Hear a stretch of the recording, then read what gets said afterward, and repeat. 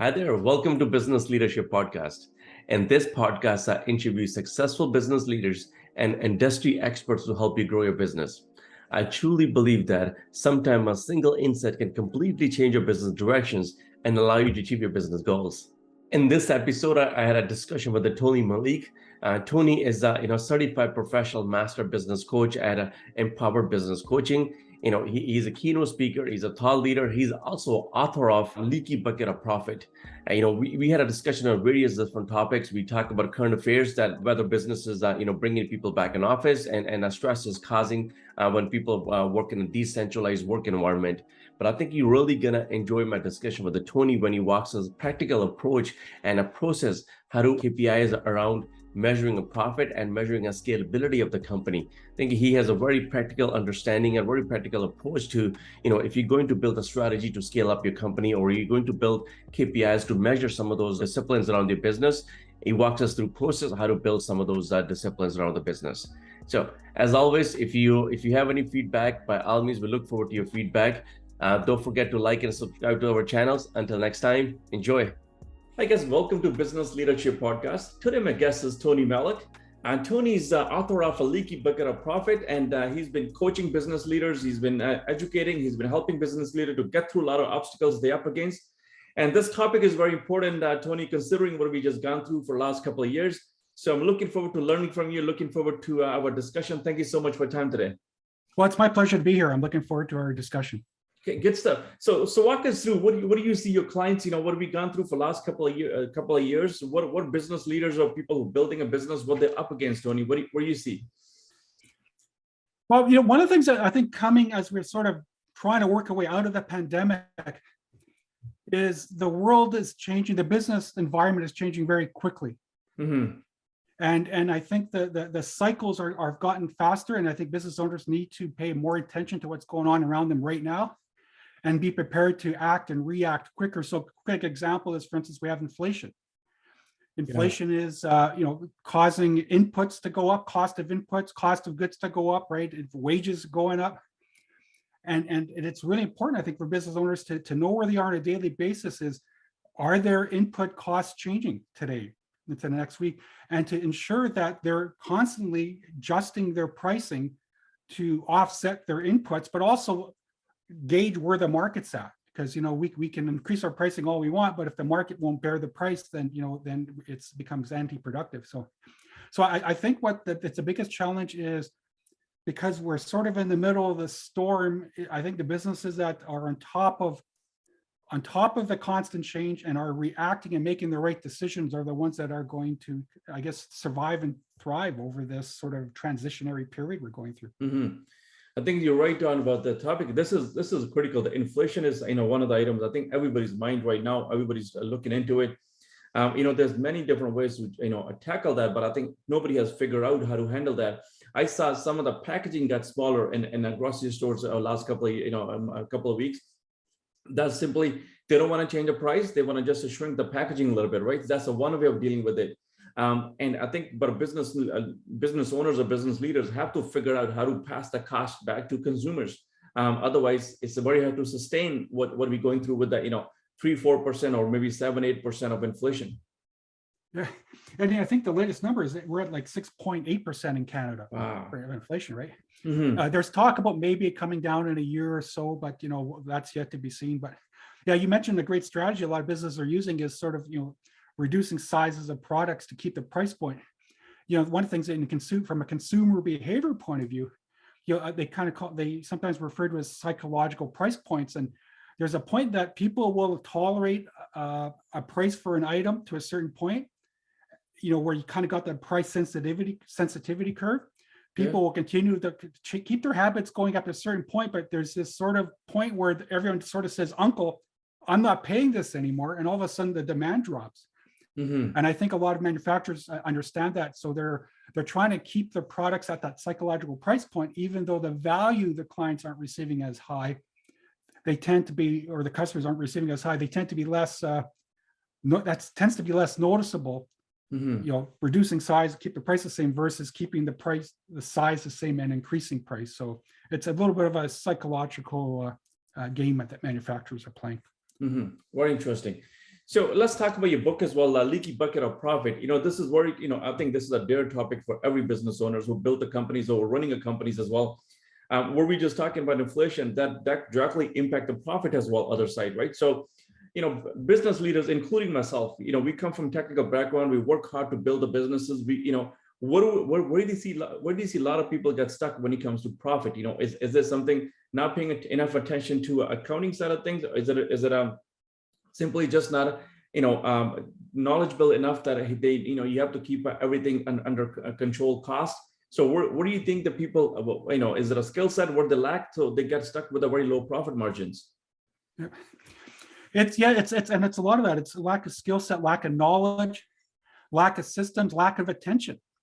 One of the things I talk about in the book has, I call it the mouse wheel. A lot of business owners, as their business grows and they have multiple employees going, they spend a lot of their time on the mouse wheel, just keeping that business going day to day. Mm-hmm. Dealing with people issues, customer issues, getting the product out the door, getting the client served. And they tend to get so wound up in that they don't really pay attention to sort of the back end of the business. So, again, starting with pricing strategies, are you priced accordingly to the market to maximize pricing? But, I've dealt with a lot of clients where their business has enough sales already to be a viable, profitable, cash positive business. But because there's systems messing and measurements messing in the delivery of their service or products, their business does become that leaky bucket. So, they're losing things in productivity and cost controls, lack of systems, shrinkage in inventory.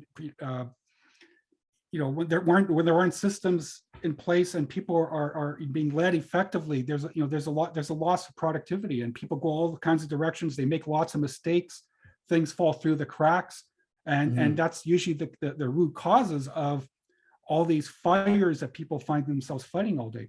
Mm-hmm. So when it comes to the profitability, there just is enough attention being spent on the delivery of the product or service to ensure that it's being delivered with the highest gross margin as possible.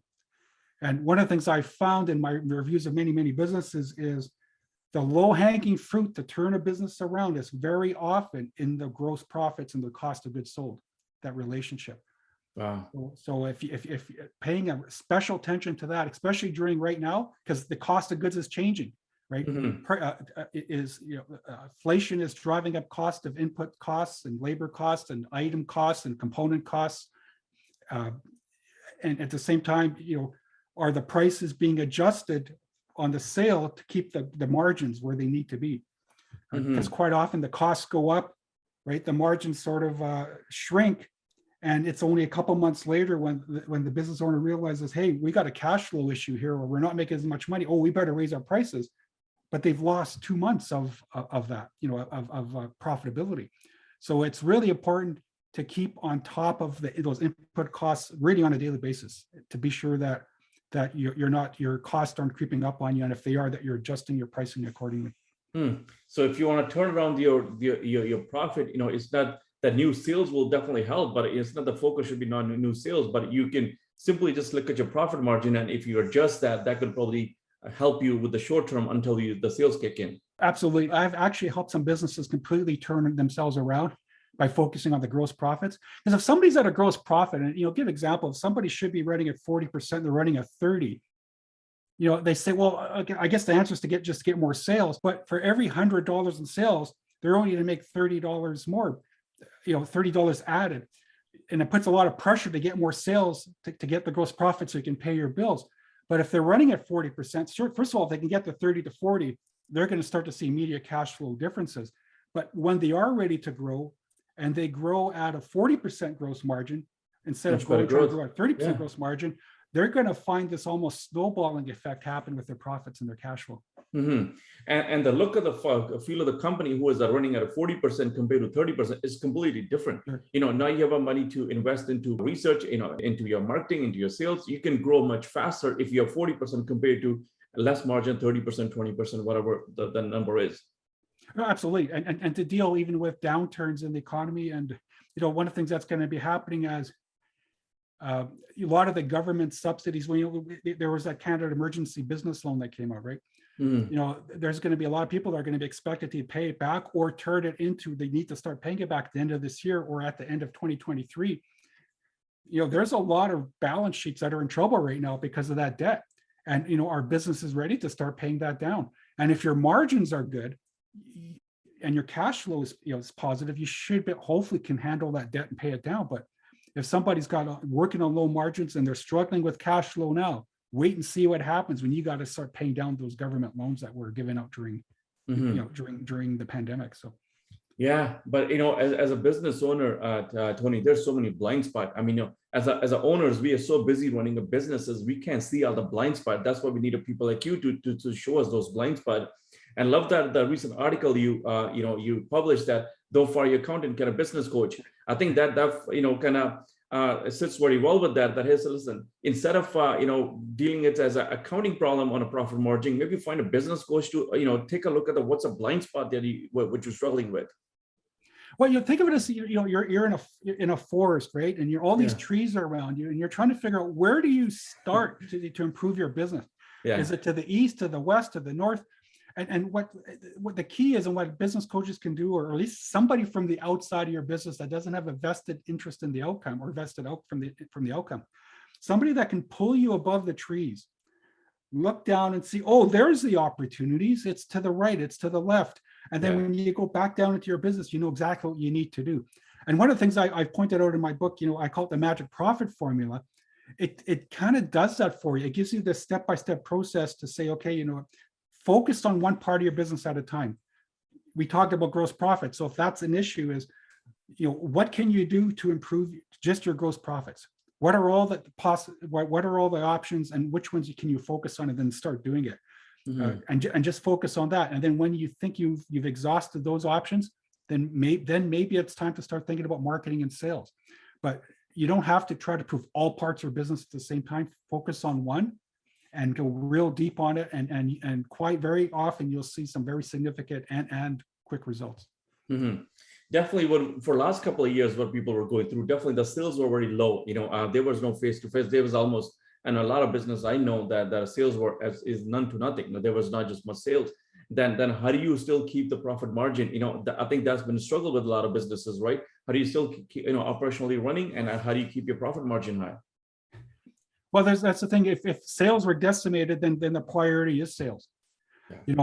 Quite often there is enough sales to be viable. It's just you need to improve the profit margins. But if somebody got decimated in sales and they lost half their sales, there's two things. You do need to maximize profit margins, because the higher your profit margins are, as your sales hopefully start to come back, you will start to get traction quicker in your business as the margins are higher, right, to pay your overheads. And quite often, I'm sure a lot of businesses, if they haven't, they would have reduced their overheads when their sales went down. A lot of employees were put on CERB and that kind of thing that helped reduce overheads. But again, but when sales are have been decimated, there's sort of this two-pronged approach. You do need to get sales up. It doesn't matter how good your margins are. You still need this balance of sales and margin to at least cover to break even, right? For your break even point. But the higher your margins, the quicker you get to break even. So, we saw business leaders making a lot of tough decisions where we just talk about it. Definitely, you have to get the sales back in no matter what you have to do, right? So these are tough decisions. Business owners have to either scale down your operations or find a way how to increase the sale, or do both at the same time. So where you see business leaders are struggling, from your clientele, Tony, where you see the business leaders on a leadership standpoint, there's a lot of challenges. There's a lot of health challenges, a lot of financial challenges, a lot of, they need to help the people as well at the same time. The people might be going through a lot of challenges. So a lot of tough decisions business leaders have to make. Where do you think, how they're handling it? Where are they getting stuck on some of those challenges? Well, yeah, and you mentioned from the leadership point of view. So I think one of the biggest challenges a lot of business owners are facing, and it's well documented, it's in the press, is finding good people. It's kind of like, where do they all go from the pandemic? And getting not just people, but good people. I've got clients in the manufacturing, the trades businesses that are having a lot of trouble finding people that are in a lot of cases are for, really good paying positions, $25, $30, $35 an hour positions. and they're having trouble finding those. And and there's some other positions that are maybe in that $18 to $20 an hour positions. They're having trouble finding people for those positions. But even with office administration, finding good bookkeepers is even an issue, and office staff. So so one of the things that can help with that is, at the end of the day, and what's changing all these recent years. There used to be a time when you hired somebody or you were looking for somebody, the employer would say, "Why should I hire you?" And the employee would have to say, "Well, here's why you should hire me." Yeah. It's flipped over. Now in the interview, what's kind of being asked now by the employee is asking the employer, "Why should I work for you?" Wow. And that's kind of where it's at right now. Whether this is permanent, I think it'll probably flip back at some point.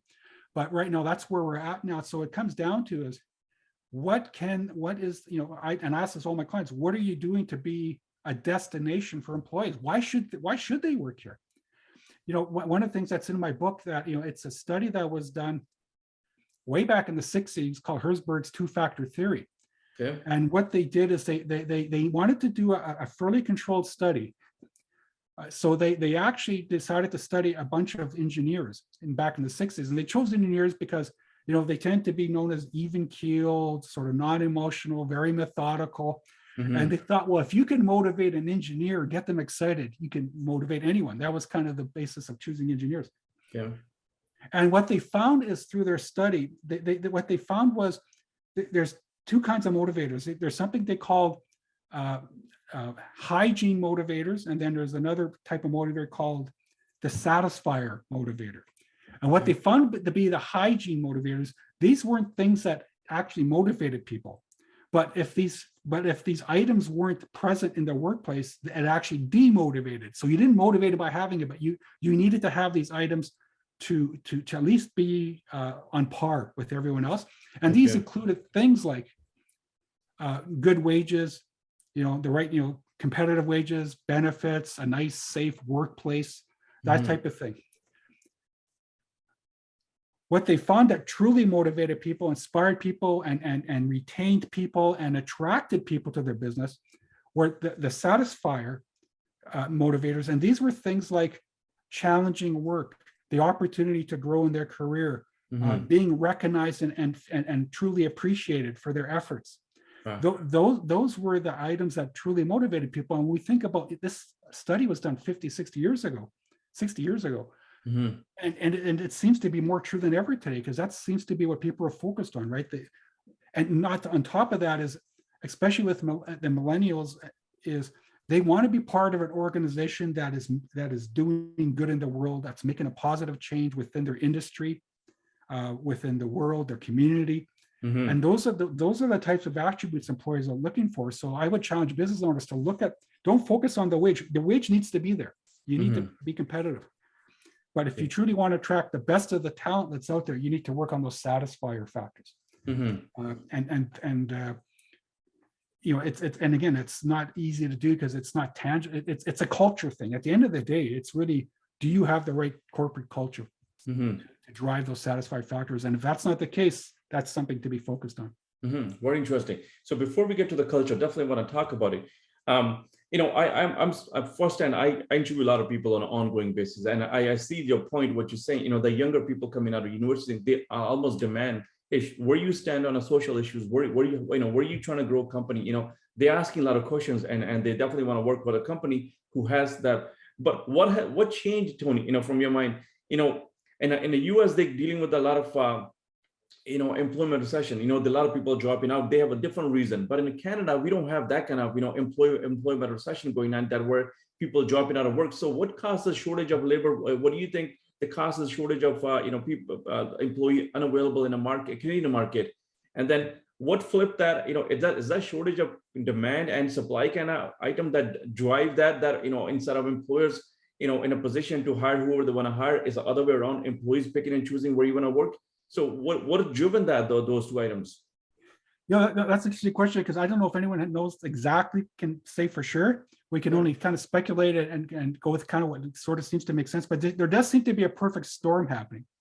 Yeah. I do believe at first, and it's not as prevalent now, but a lot of people, decided they'd rather make $2,000 on the CERB and sit at home they'd make $3,000 and go to work, as an example. And that was happening, and that was prevalent. I've heard that from business owners. I know people that, I'll give you an example. I know somebody that was hiring somebody for a job that was going to pay, it was a blue collar job that was paying $27 to $30 an hour plus benefits, good paying job. And this person said in the interview, he goes, yeah, and literally said, my server's running out next month, so I figured I might as well go get a job. So that slowed down a lot of stuff. So for those people may not want to admit that's happening, it was happening. I heard it from my clients. I had clients in the manufacturing that one client literally hired 5 production people to start on a Monday morning, right? They interviewed them, they hired them. Right to go. Monday morning comes, not one of them showed up. Wow. So there was a lack of accountability, because if there was some way of employers reporting to the federal government and saying that, hey, listen, these people were offered a job and they turned it down, if there was some kind of accountability, I don't think these people would have, I think they would have showed up to work, because, if they were going to lose their CERB because they didn't show up to work, I think there would have been more accountability. So that was happening. That's not happening as much now. There's also been, I think, there's been, I think, a mass retirement going on. A lot of people took the pandemic as to say, you know what, this is my swan song. I'm done. I'll work from home for now. It's kind of like there seems to be less stress working from home, but there's a lot of people retiring, and that's opening up a lot of jobs. I have a friend of mine who's a high-level manager for one of the municipalities here in the Vancouver area. And he, everyone was working from home these last 2 years, and he was saying that because a lot of them are at the retirement eligibility, he thinks he's going to lose half of his staff when it comes time to come back to the office. Because they realized there's more to life, and so there is a mass retirement going on, people taking over early retirement, and I think that's opened up a lot of opportunities. This is going to correct itself, because as people retire, they tend to consume less, and I think overall there's going to be less of on a macro level, less demand for products, and it's going to correct itself over the next few years, I think. No, your point on a retirement on a municipal business, that sector definitely employ a lot of senior staff in a municipal business, right? So yeah, if somebody working in a municipal environment, definitely they're going to have a senior staff, and people taking an early retirement. I totally get it. This is probably makes more sense for them than staying a couple more years on the same job. Yeah, and it's happening a lot with government, but I think it's happened a lot within private business as well. You just get people that say, I'm done. I think there's a lot of business owners out there that are looking to sell their business. Like, hey, you know what? I think I'm done here.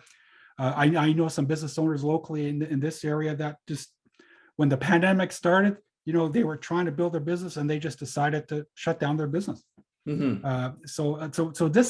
The pandemic has really been a catalyst for people to review their lives and where they were going and why they're doing what they were doing. And a lot of people, I think, are shifting careers.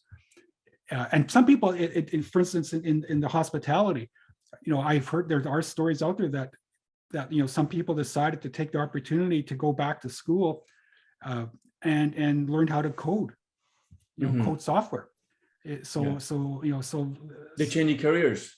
Yeah, and kudos to them, right, for taking steps in life to control and to improve their opportunities and all that. So a lot of people, there's just been a lot of pivoting out there.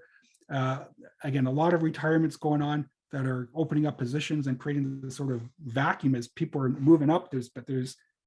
There isn't a supply of people to kind of backfill. I see.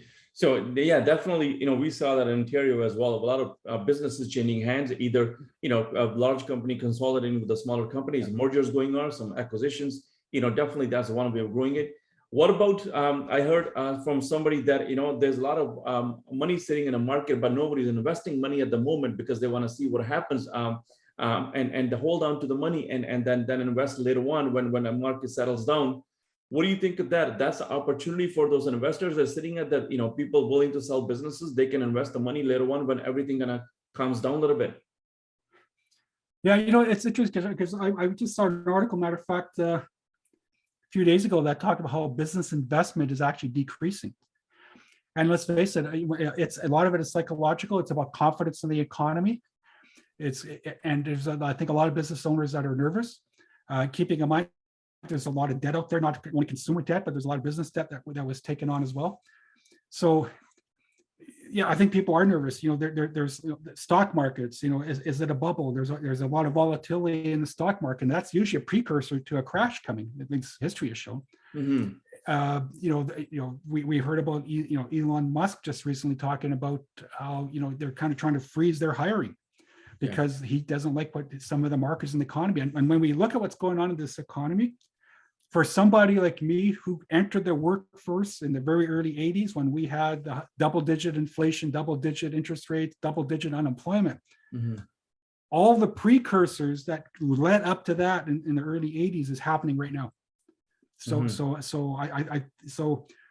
yeah, there's a lot of people nervous about it, and they no one wants to put money into markets when it's at the high when they think a correction is coming. So I do believe people are sort of in a wait and see mode, as well as even buying businesses. There's so much uncertainty; it makes it a little nerve wracking to buy a business if that industry is going to take a big hit in the next couple of years.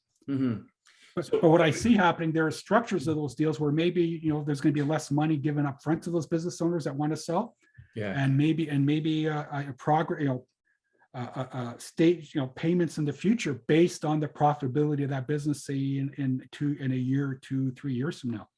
So I could see a lot of investors wanting to hedge their investments based on. Is that a similar scenario that happens after every market correction, that the model of the structure of business purchase or sell becomes that it based on a profit, not just on a business value? Is that a very norm, Tony, that every time there's a disruption happen in a market, that in a time of correction, it based on a profit margin? Well, it definitely affects it. So a couple of things that will be affected is, and again, it comes down to confidence of the buyer that those cash flows, and the EBITDA is going to be maintained. If they have a lot of nervousness, a couple of things that will happen is what will affect it is the multiples will be affected. So if a business was getting 4 times of EBITDA, an investor may go, I'm a little nervous about this. I'm only comfortable giving you 3.1, 3.5. So that will affect the business value. But where a business owner might be able to flip that and go, no, I like to see 4 times because I have confidence. That's where the buyer will say, okay, tell you what, we'll give you half up front, but we're going to base future payments based on what your EBITDA is, saying 2 years from now, and 3 or 5 years from now, even. Because right now there's a lot of uncertainty with that. So I think a lot of people investing are looking to hedge their investments. Okay, good. So every disruption happens there. With all those uncertainties, all those the critical items we just talked about it. There lies an opportunity for some people. There's always opportunity to other side. Where you see that some businesses, definitely service business, they had tons of opportunity. Look at all that Amazon and all those other businesses, they embarked on a big opportunities. Delivery systems, skip dishes, and all those Uber businesses. Where you see the biggest opportunity lies out of all this uncertainty that we just gone through. One of the things I think every business needs to be doing right now, because there's so much change and reviewing it on a very regular basis, is look at their strategic plan, do that SWOT analysis, right? Assess what are your strengths of your business now that can carry you? What are the weaknesses? But based on your strengths, what strengths can you leverage that'll give you opportunities in the marketplace? But also with the weaknesses, are there weaknesses that can be propped up or overcome, that if you were able to do that would create opportunities? And I think the businesses that can see those opportunities and react to them are the ones who are going to come out of this doing really well. And again, it takes a time and effort to look at the big picture, what's going on around your business. And when a lot of business owners are only on the mouse wheel, trying to get through their day, they're not looking at the big picture. They're the ones that are going to peak up one day, are going to go, whoa, what happened? I just lost half my sales and I don't know why. So it's really important to look at where the big picture's at. And again, making sure your financial controls are in place, right? The maximum margins, make sure you understand you're really on top of how your market's changing. Do you need to adjust your product? Do you need to adjust the packaging, how it's offered, how it's delivered? Can you improve your service to clients? And the ones that can really stand stand as above what their competition's doing are the ones that are going to thrive through this. And this really is going to be a time where the strong will survive, and the ones that are trying to bump along are ones probably that are going to end up going out of business, going to go bankrupt, or might be a target for, the opportunities will be to maybe buy some of these companies that are struggling, but they have some sort of good bones to them, but there's the owner is struggling with it, and there might be some good value in buying some of these businesses that might have some good people in there. Maybe they got some products that fit in and dovetail well with an existing, or even services that, for that matter, dovetail well with the buying business. So so there will be opportunities, I think, to for mergers and consolidations, and get some good values for those ones that are sort of the acquirers. But at the same time is keep on top of the marketplace, because it's changing quickly right now. Yeah. One of the items we see from our space, Tony, is that from a technology standpoint is automation. And it drives, especially with the labor shortage what we're dealing with, and also to gain a competitive advantage and keep a profit margin high with the people working from a different environments. Automation is something that a lot of business leaders are thinking about. Hey, if I can automate something instead of manual process, it drives efficiencies up. And also, I'm less dependent on people now. So it keeps me, business going as well. When something happens, people getting sick. So if I'm more automation I built, more sustainability in a business I can build up. Do you see that's also playing a role in keeping the profit going? Absolutely, and again, you mentioned something. If employers are having trouble finding people, especially in those types of jobs that maybe can be automated, if you have trouble finding people, well, you need to automate. You need to have automation to keep the products moving and your service moving along with less people. And I don't think people can blame business owners for that. They're trying to hire people. If people aren't interested in the jobs, so you got to, the business owners need to create automation. We're seeing it already with restaurants, automated checkouts in restaurants, automated checkouts with retailers. I have a manufacturing client that's again having trouble getting production people. He's looking at a couple $100,000 a machine that will automate, that will basically replace at least one position, and the payback's going to be within a couple of years. It'll probably pay back within 2 to 3 years actually.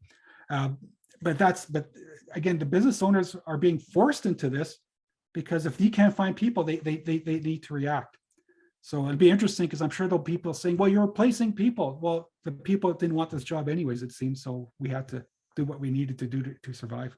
So I do see automation playing a big part. Yeah, we were doing that before COVID as well, to automation, but I think COVID could have accelerated that. Hey, what we were doing were in a very slow phase, it just accelerated. Hey, listen, you have no choice. People getting sick. If you're going to keep the business going, you gotta get to the automation piece. Yeah. And it's one thing that's that was holding back the economy to some degree, especially at first. That a lot of businesses had the orders, right? They had the customers. They didn't have the people to get the product out the door or to provide the service. So that's what's holding back a lot of the economy too. Is so if they can automate, which allows them to increase and scale their throughput, their output, it will actually help the economy. Because right now it's the lack of labor that's holding back the economy. Do you see this any financial impact on there's a lot of issues going on with whether you want to work from home or you're going to bring people back in office as a hybrid approach. I know a lot of business leaders are struggling around making those decisions. Do you see any from financial standpoint any impact on that go this way or that way to back to a profit margin we're talking about? A lot of businesses are trying to take advantage of that. They're saying, well, they're saying to their employees now, well, you know what? Yeah, this is not working. It's working reasonably well working from home, but they want employees to take a pay cut because they don't have to come into work, which would save the employer money. I think that's kind of interesting, but because at the end of the day, first of all, employees are not being paid to drive to work, right? That's personal time. You get yourself to work. You're being paid when you arrive to work and when you start doing your tasks. So paying people less because they don't have to come into work, I find that an interesting thing because people are paid for the value of the job they do, not for how far they are from the office. So I find it interesting they're trying to do that, but I think there's some opportunities to save money. Obviously, I think it could change real estate, commercial real estate. I'm not sure if it's had an effect yet, but there may be need for less office space out there as an example. especially less downtown office area, space. especially Yeah. downtown area. Who wants to, go up and down in a building all day, spend so much time, but you could be working from home. No, exactly. Yeah. So there'll be less office space needed. Think about it. Less coffee expense at the office, less water cooler, like all those things will come down. But we get to this big debate about productivity. I hear a lot of reports in the media how productivity is going up. I'm still trying to find the data that supports that. Are people going through more files in a day than they were at home at office? I don't know if you've seen any reports that actually proves that, but there seems to be a narrative about that, but I'm not sure if that's actually the reality. Yeah, no, I seen the narrative the same way you mentioned. I talked to a couple interview guests that we were talking about that, everybody believes that productivity has gone higher actually when we're working from home because, working a certain hours. But I think I haven't seen the data to support that, but definitely I've seen that narrative. I heard the narrative for a couple of people. Because, there are distractions at home, right? There's the pet that comes and sits on your lap. There's, some people will have their TV on in the background, or or they'll go run around, get that cup of coffee. I would like to see the data to believe it, but besides cost saving though, I think it's a real challenge. I know there's people writing articles about it, and I think it's mostly based on ideology so far. Is how do you drive a corporate or company culture, organizational culture through online? Mm-hmm. It can help, but it gets you 80. In my view, it gets you 80% there, but it doesn't get you 100% there. Nothing will ever replace people being face to face, shaking hands, talking at the water cooler, and solving problems that way. They're just, trade shows are coming back with a vengeance. In-person trade shows that were virtual for the last couple of years. I belong to the Professional Business Coaches Association of Canada. We did virtual conferences the last couple of years. There's an in-person conference coming up in just actually a week from now. Everyone's really looking back forward to get together, because the real outcomes from people getting together is when they can have lunch together, have that coffee in person, and develop that personal relationship. The social element, it's not there, I guess, the virtual, right? Yeah. Mm-hmm. So I think there's a lot of merit to the hybrid approach. You can probably drive a lot of culture, get people sort of their get them focused by meeting them with them personally, and then you check in and monitor through online meetings. But I think there needs to be a hybrid approach.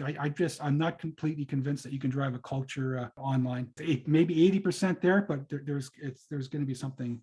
Yeah, there's something about putting people in a one building and just talking to them and let them interact, and the energy kind of flows into everybody, right? That energy you can produce no matter what you do, on a Zoom calls or on a Teams, right? That you kind of produce that kind of that relationship with people. No, absolutely, and let's face it, I think we've all have probably met people online, and then met them in person, and there's a different feel to it somehow. The person looks a little bit different. You get more of a full context of how tall they are, and I don't know, just the aura around them that doesn't come through. Other part of that is, Tony, we see each other from a lens of the camera. Small camera. You and I talking, we see. But what happens around you, like a 2 feet this way, 2 feet that way, or in your life, we have no visibility into that. But when you meet somebody in a person, you can see the body language. You can also see what's going on in their life. There's so much different discussion that you can have instead of just looking at the lenses, about feet width, and see what's happening around you. Yeah, and that's what's going to drive the relationship and create business relationships. So it's kind of like with e-commerce.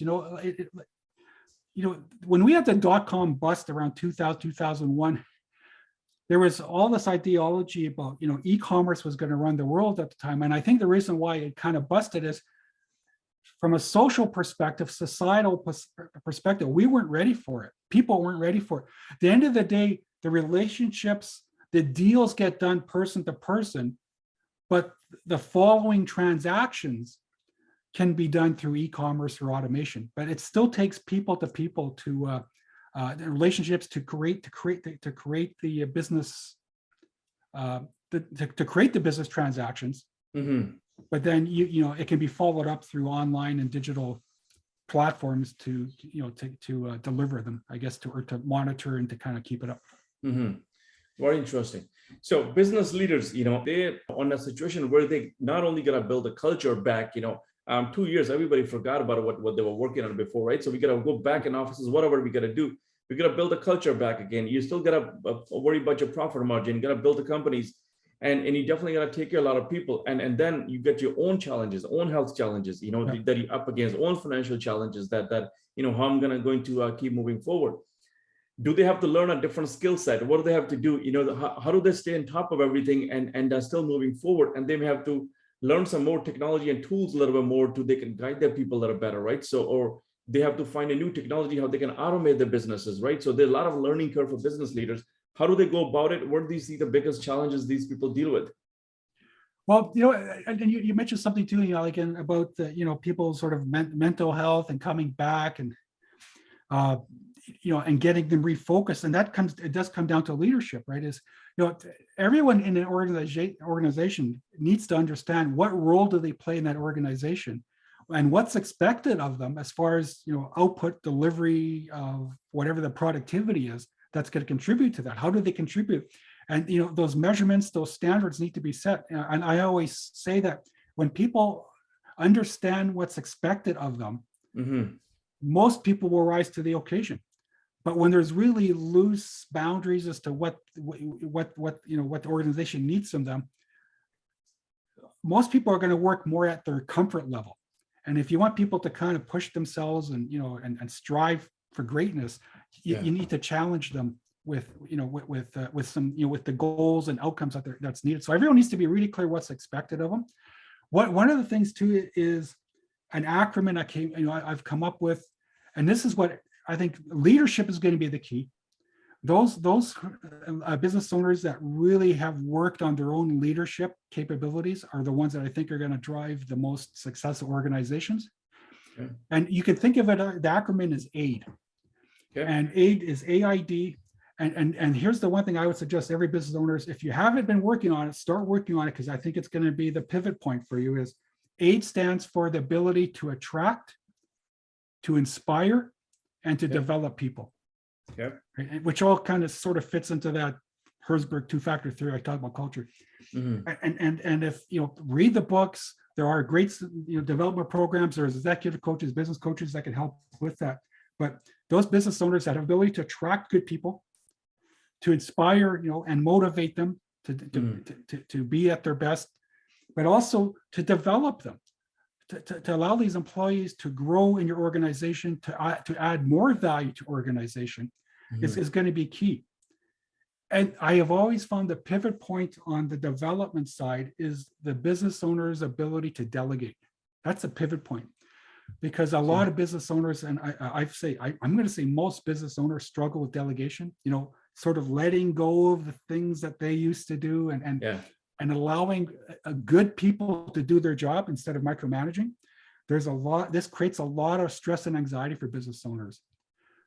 But there is a process for delegation. There are a number of processes for delegation that a business owner can delegate and start to, I call it, offload some of the things they're doing, but doing it in a way they're comfortable with, that doesn't make them feel like they're losing control of their business. Mm-hmm. And that's the key, because good people, if they're being micromanaged, they're not going to stick around. Mm-hmm. Right? The people that like to be micromanaged are probably the ones you don't want in the organization. So why not delegate? Is it because they think that nobody can do better than me, or they just don't know how to delegate, or I don't have a system to monitor if it's done right the way I want it to done right? So what do you think that why business leaders hesitate to delegate? I think it's all three of those, and varying degrees with the person, right? But they all play a part of that. In some cases, there are no systems.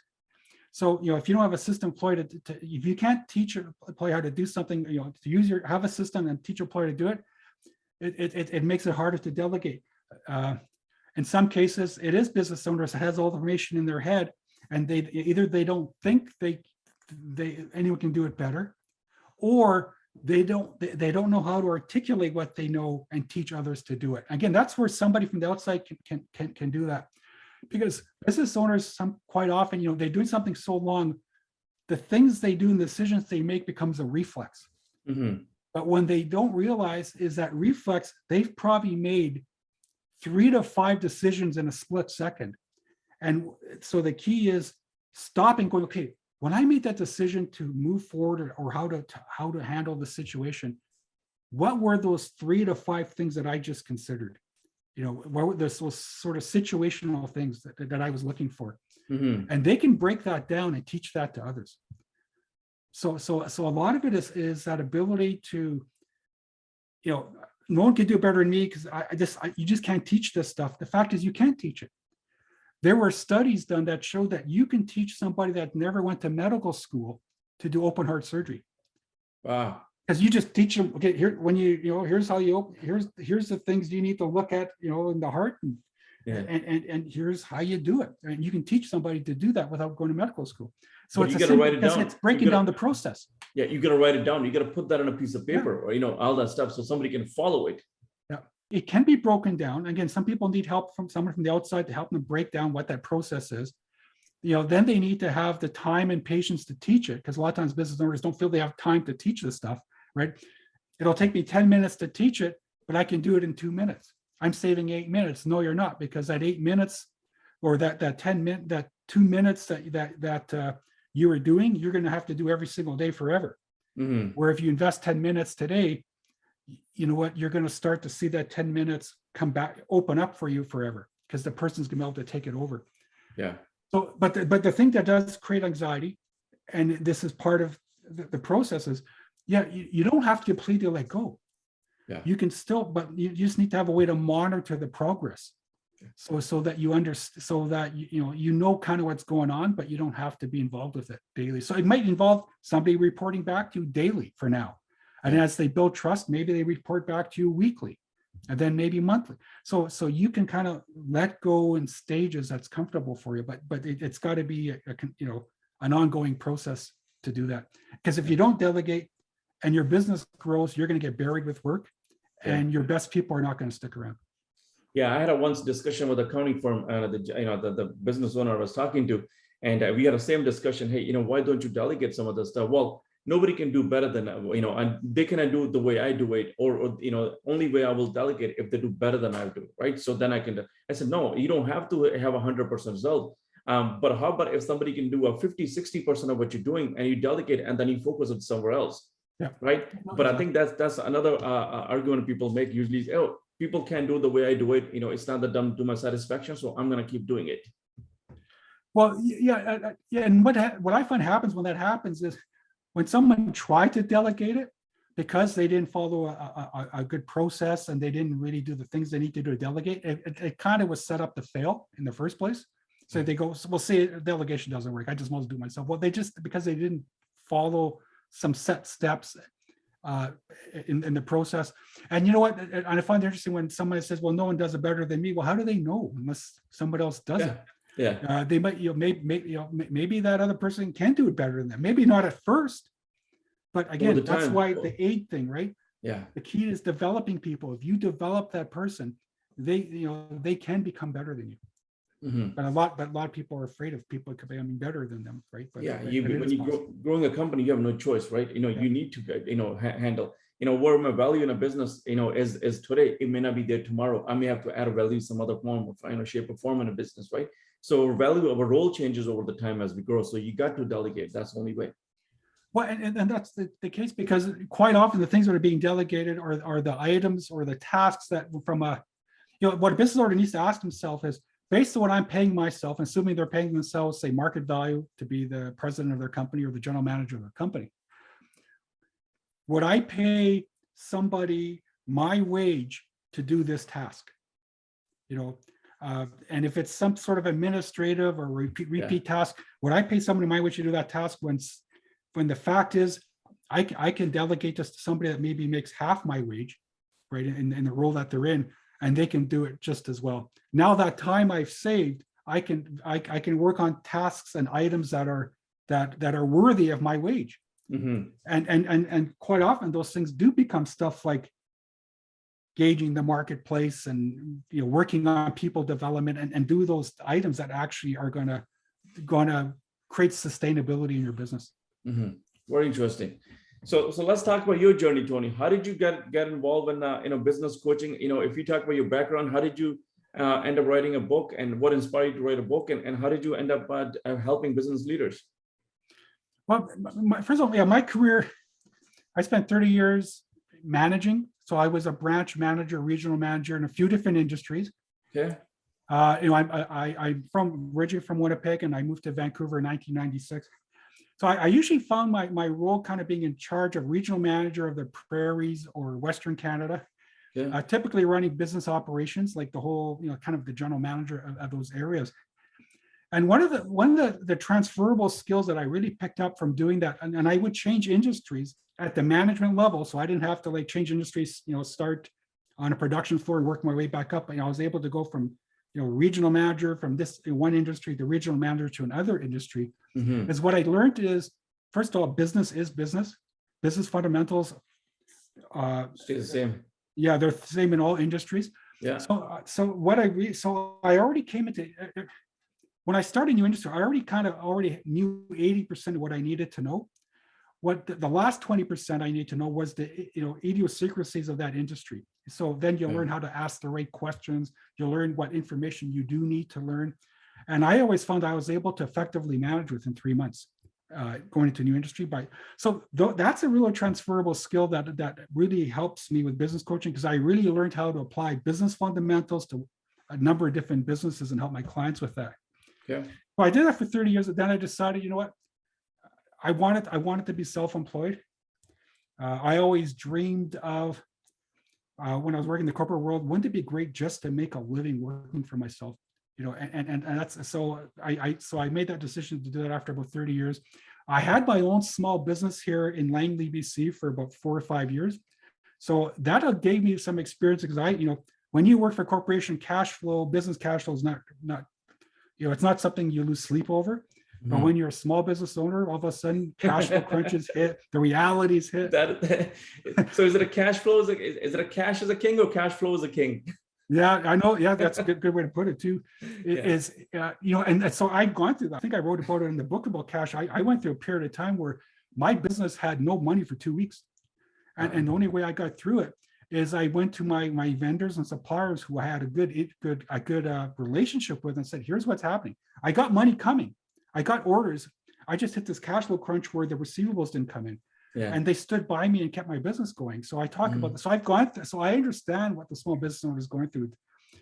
So I did that for 5 years. Then what I realized is what I've always loved about business wasn't the daily running of the business, right? The muscle wheel stuff. What I always loved was the analyzing, strategizing, managing change, developing people, those types of things. And I thought, what kind of a job or business is out there that allows me just to do that? And by then I had met a couple of business coaches and kind of understood what they were doing. Mm-hmm. That's when I thought, that's what I want to do.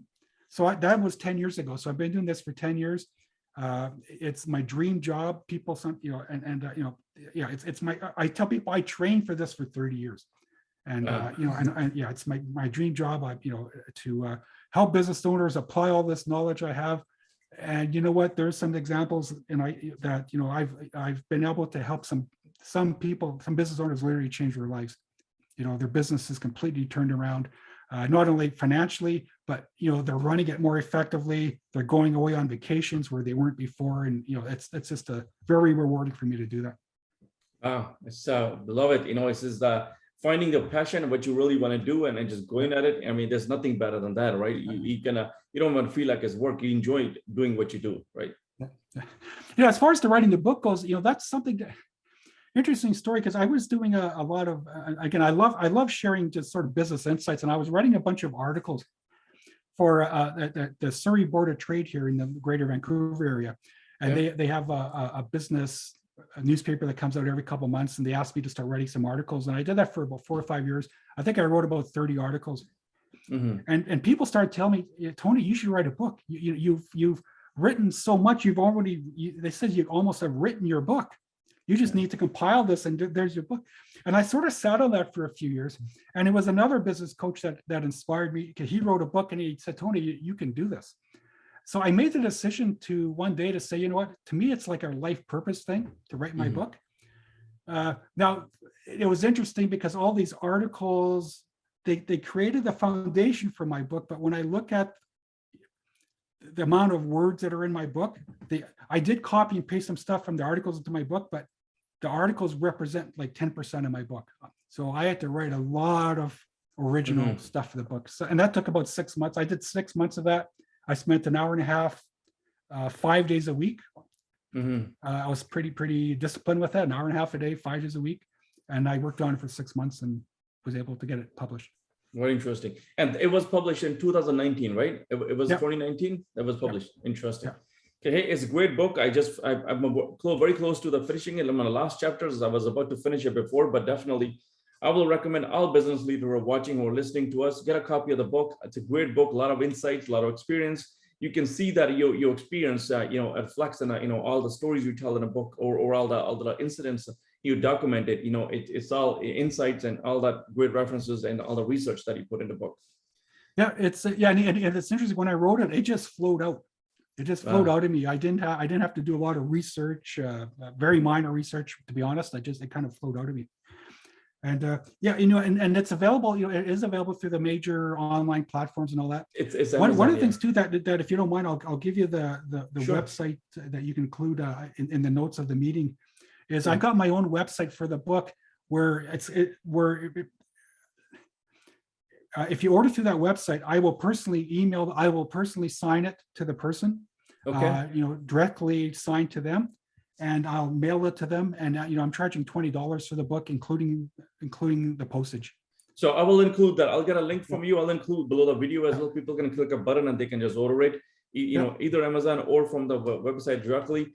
And if people want to have a discussion with you, Tony, if they like what we're talking about, they find a lot of value in our discussion. If they want to reach out to you, how can they connect with you and how can they reach out to you?